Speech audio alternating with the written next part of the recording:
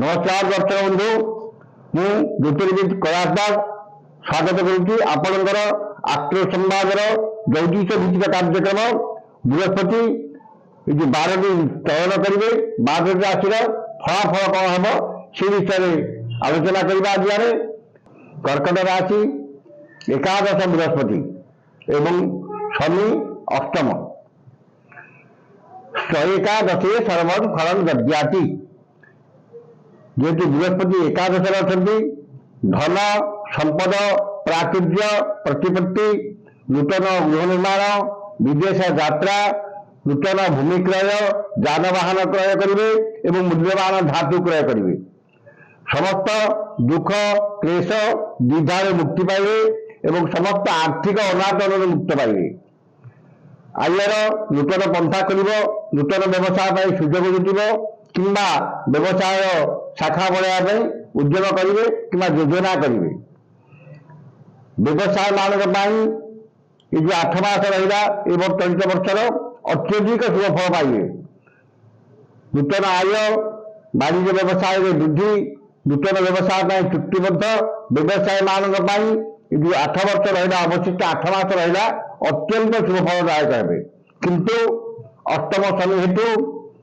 व्यवसाय कि आर्थिक क्षति किसी न घटने जो पैसा मिलूँ जो आय हो किसी पैसा अजथा खर्च कि बद खर्च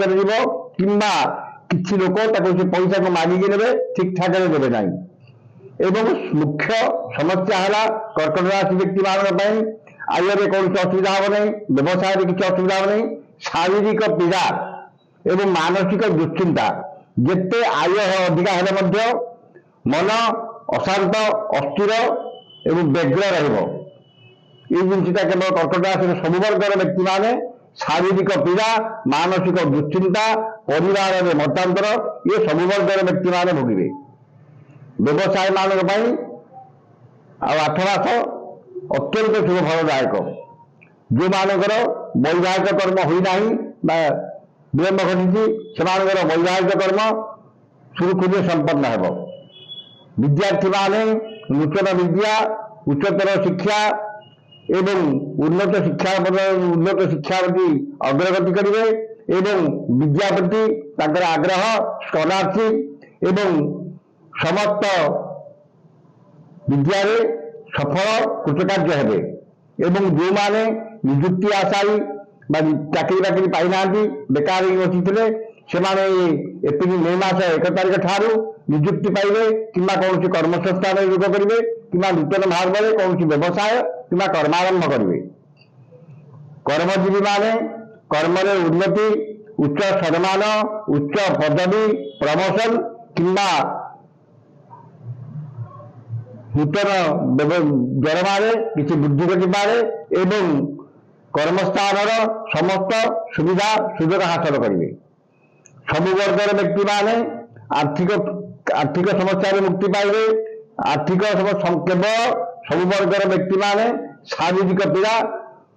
मानसिक दुश्चिंता परिवार में मतांतर ये सब जिन भोगी पारती तेणु केवल शनिकर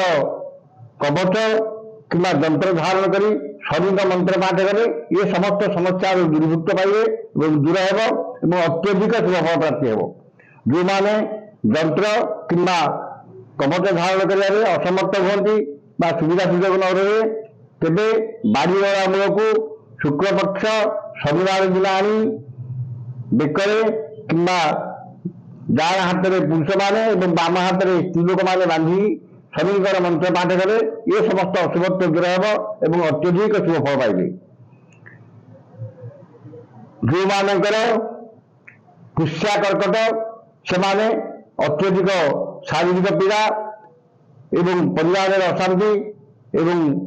समस्त कर्म से किसी विघ्न घटो पुष्या कर्कट जो मानकर से अत्यधिक सतर्कता अवलंबन करेंगे प्रतिकार कले निश्चित भाव में वर्षटी अत्यधिक शुभ फलदायक हो।